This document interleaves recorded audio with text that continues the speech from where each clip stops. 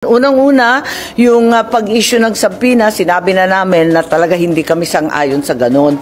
Dahil kinakailangan nga, alamin muna natin lahat ng kinakailangan alamin. Kasi puro sa kwentuhan lamang, may testigo nga, alam ko, narinig ko si Senator Risa, pero ganun pa man, kinakailangan na bigyan daan pa rin ang nasa korte. At hindi ako sigurado na in aid of legislation talaga ang mangyayari. So ayun mga boss, tutol nga dito si Senador Amy Marcos sa desisyon ni Senator Risa Hontiveros na ipakulong itong si Pastor Apollo Kibuloy mga boss. So bakit nga ba nagmamadali itong si Risa Hontiveros na ipakulong itong si Pastor Kibuloy? At bakit nga ba pinag-iinitan niya ito? Ito nga ay nangyari dito nga sa ginawa niyang hearing sa Senado mga boss, no? So ito, aking pakinggan ang paliwanag ni Senator Amy Marcos. Natin, yung nasa korte at yung nasa Senate, halos pareho ang paksa, no? Sabihin na natin, iba yung sa Congress. Ang problema, ang Senate, hindi naman prosecutorial body. Parati tayo in aid of legislation. Talaga bang in aid of legislation ito? Yun ang pinagtatakahan ko. Do we actually need new laws?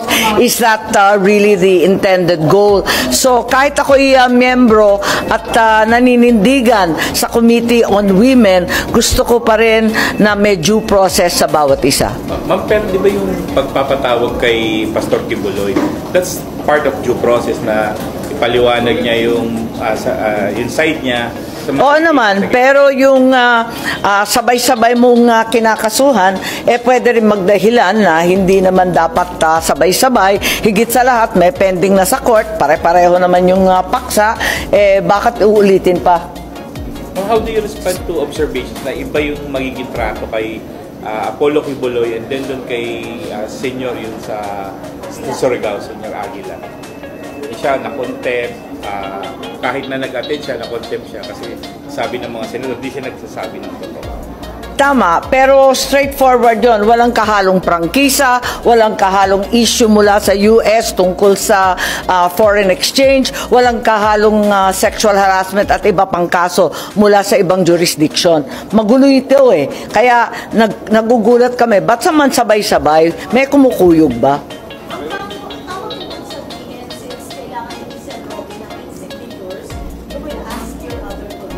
Well, I think there's been an effort to come together to a decision. Unang-una, yung pag-issue ng subpoena, sinabi na namin na talaga hindi kami sang-ayon sa ganun. Dahil kinakailangan nga, alamin muna natin lahat ng kinakailangan alamin. Kasi puro sa kwentuhan lamang, may testigo nga, alam ko, narinig ko si Senator Risa, pero ganun pa man, kinakailangan na bigyan daan pa rin ang nasa korte. At hindi ako sigurado na in aid of legislation talaga ang mangyayari. Hindi ko pa alam, pero mataas ang pag-asa ko lagi.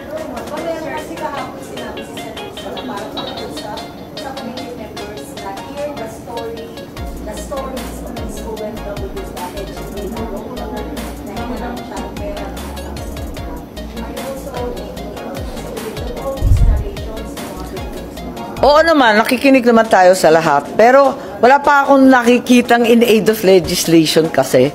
So siguro, pakinggan natin silang lahat. Pero at the same time, tignan natin kung magiging sub judice yung napakaraming question at saka yung main event.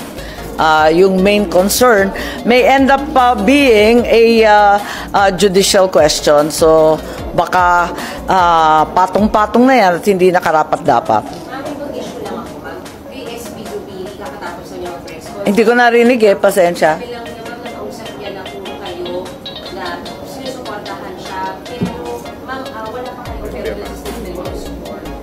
Sinabi ko na, di ba, na-trauma na ako sa pirma. Allergic na ako sa pirma. Tantanan na ako sa pirma. Ayoko nang pumirma lang maski ano muna. Pwera lang dun sa Committee on Women. But do you support? Oo naman. Wala namang ibang kandidato. Meron ba? Meron. May kumausap po ba sa inyo kung meron? Wala naman. Parati man tinuturo si Jinggoy. Wala naman sinasabi si Jinggoy. Maraming nagsasabi si Loren. Sabi naman niya, hindi siya interesado. Sino ba? Ma'am, update lang pala. Kumusta na po si First Lady? Okay lang. Wala nang lagnat, pero nag-iingat lang kami dahil sa kanyang edad, ano? Well, I hope not. Yes, I think she's alright. Yeah. Nag-iingat lang. Kasi nga, dahil sa edad, syempre, ingat na lang kami. Okay, maraming salamat. I don't know, kasi konti lang ang member pala. Iilan lang kaming member.